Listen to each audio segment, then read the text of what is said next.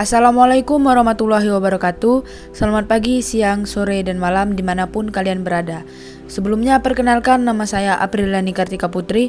Nomor induk mahasiswa 0606 1282025019 dari kelas Indralaya. Untuk memenuhi tugas UTS saya pada mata kuliah evaluasi pembelajaran Penjas, di sini saya akan membahas materi mengenai evaluasi pembelajaran. Di sini bisa kalian lihat pokok pembahasan yang akan saya bahas di video kali ini. Yang pertama yaitu ada mengenai hakikat evaluasi pembelajaran. Yang kedua, prinsip-prinsip evaluasi pembelajaran. Yang ketiga, fungsi evaluasi pembelajaran. Yang keempat, kisi-kisi soal dan butir soal. Dan yang kelima yaitu taksonomi Bloom dan keterampilan berpikir kritis. Untuk lebih jelasnya, selamat menyaksikan. Langsung saja, sesuai dengan apa yang saya katakan sebelumnya, bahwasanya materi pertama yang akan kita bahas yaitu mengenai hakikat evaluasi pembelajaran. Sebelum kita mengetahui apa sih hakikat dari evaluasi pembelajaran, kita harus tahu terlebih dahulu apa itu evaluasi. Jadi, evaluasi dalam arti luas adalah suatu proses dalam merencanakan, memperoleh, dan menyediakan informasi yang sangat diperlukan untuk membuat berbagai alternatif keputusan. Jadi itulah hakikat atau pengertian ataupun definisi dari evaluasi. Dari definisi evaluasi tersebut dapat kita kembangkan lagi menjadi hakikat dari evaluasi pembelajaran. Apa sih itu evaluasi pembelajaran? Jadi evaluasi pembelajaran itu ialah suatu proses berkelanjutan tentang pengumpulan dan penafsiran informasi dalam menilai atau asesmen keputusan yang dibuat untuk merancang suatu sistem pembelajaran. Jadi itulah hakikat dari evaluasi pembelajaran. Materi yang kedua setelah kita membahas mengenai hakikat dari evaluasi pembelajaran, selanjutnya kita akan membahas prinsip-prinsip evaluasi pembelajaran.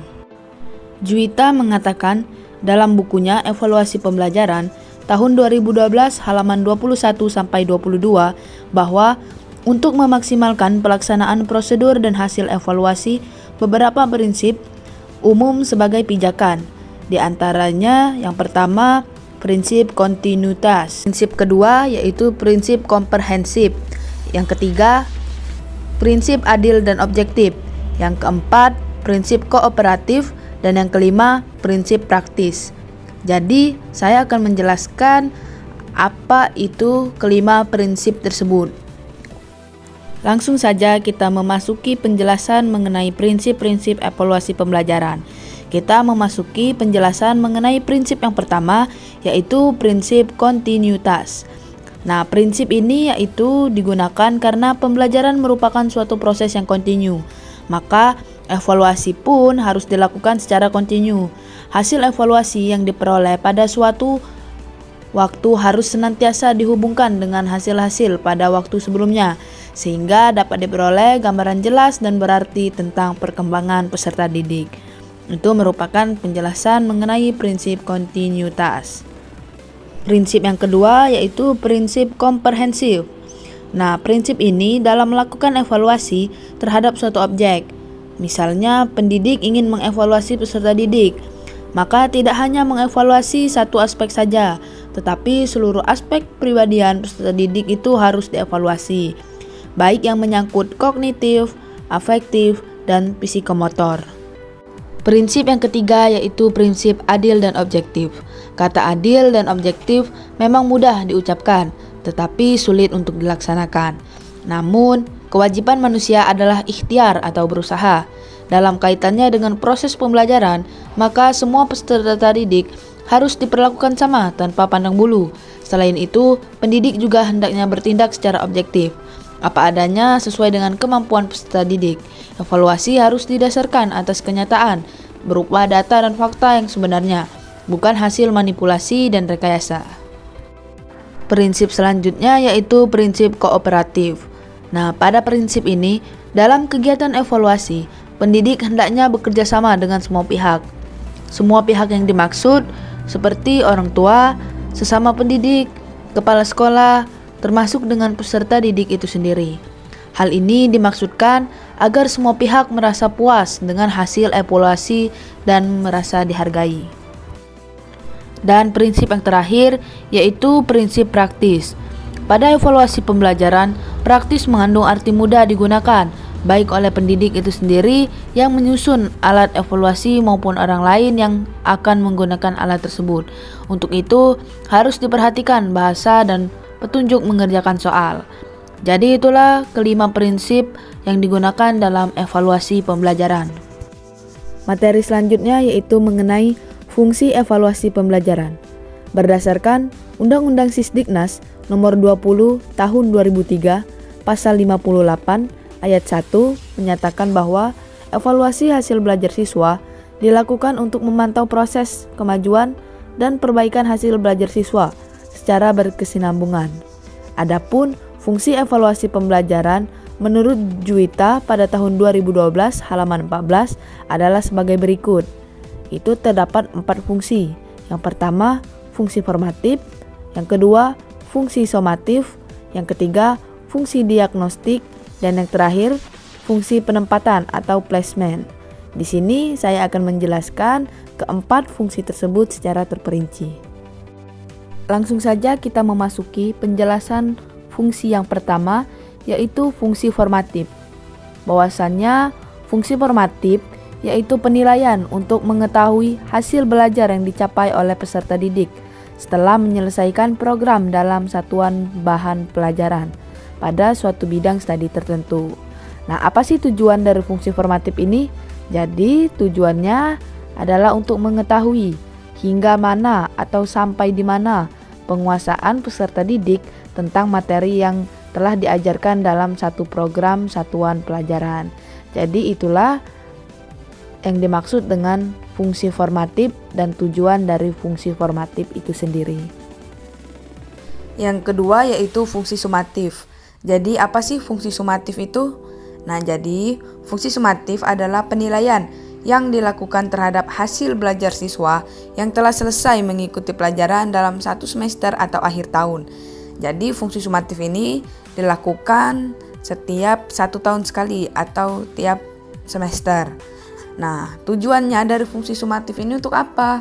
Jadi tujuannya adalah untuk mengetahui taraf hasil belajar yang dicapai oleh peserta didik setelah menyelesaikan program bahan pelajaran dalam satu semester atau akhir tahun pada suatu unit pendidikan tertentu, serta untuk menentukan kenaikan kelas dan penentuan lulus tidaknya peserta didik. Nah, tujuannya sama seperti pengertian dari fungsi tersebut, bahwasannya untuk mengetahui apakah peserta tersebut naik kelas atau lulus, karena fungsi ini dilakukan setiap satu semester atau akhir tahun. Fungsi yang ketiga yaitu fungsi diagnostik. Apa sih itu fungsi diagnostik? Jadi, fungsi diagnostik yaitu penilaian yang dilakukan terhadap hasil penganalisisan tentang keadaan belajar peserta didik, baik yang merupakan kesulitan-kesulitan ataupun hambatan yang ditemui dalam situasi belajar mengajar. Nah, adapun tujuan dari fungsi diagnostik ini yaitu untuk membantu kesulitan atau mengatasi hambatan yang dialami oleh peserta didik waktu mengikuti kegiatan pembelajaran pada suatu bidang studi atau keseluruhan program pembelajaran. Jadi itulah pengertian dan tujuan dari fungsi diagnostis. Dan fungsi yang terakhir, fungsi yang keempat yaitu fungsi penempatan atau placement. Apa sih itu fungsi penempatan? Jadi fungsi penempatan yaitu penilaian tentang pribadi siswa untuk kepentingan penempatan di dalam situasi pembelajaran yang sesuai dengan anak didik tersebut. Nah, tujuan dari fungsi ini yaitu untuk menempatkan peserta didik pada tempat yang sebenarnya berdasarkan bakat, minat, kemampuan, kesanggupan, serta keadaan-keadaan diri peserta didik sehingga peserta didik tidak mengalami kesulitan dalam mengikuti pelajaran pada setiap program yang diberikan. Jadi itulah keempat fungsi dari evaluasi pembelajaran. Materi selanjutnya yaitu tentang kisi-kisi soal dan pembuatan soal. Pada bagian atas sekali itu terdapat identitas yang berisikan tentang satuan pendidikan, mata pelajaran, kelas atau semester, jumlah soal, dan kurikulum acuan. Nah, pada tabel kisi-kisi ini terdapat tabel nomor, tabel kompetisi dasar, tabel kelas, tabel materi, tabel indikator soal, tabel level kognitif, tabel level kesukaran soal, dan bentuk soal, pilihan ganda atau esai. Dari bentuk-bentuk kisi-kisi soal sebelumnya, kita kembangkan lagi menjadi bentuk soal. Nah, bentuk soal itu kita sesuaikan lagi dengan KD yang telah kita tetapkan di kisi-kisi soal sebelumnya, serta tingkat kesukaran dari soal tersebut. Di sini bisa kalian lihat contoh dari soal yang telah dibuat berdasarkan dari kisi-kisi yang telah saya perlihatkan sebelumnya. Selanjutnya di sini kita akan membahas mengenai taksonomi Bloom. Taksonomi Bloom sudah tidak asing lagi di dunia pendidikan. Taksonomi Bloom adalah struktur hierarki yang mengidentifikasi keterampilan berpikir, mulai dari jenjang yang rendah hingga jenjang yang tinggi. Taksonomi Bloom pertama kali diterbitkan pada tahun 1956 oleh seorang psikolog pendidikan, yaitu Benjamin Bloom. Kemudian pada tahun 2021 direvisi oleh Krathwohl dan para ahli aliran kognitivisme.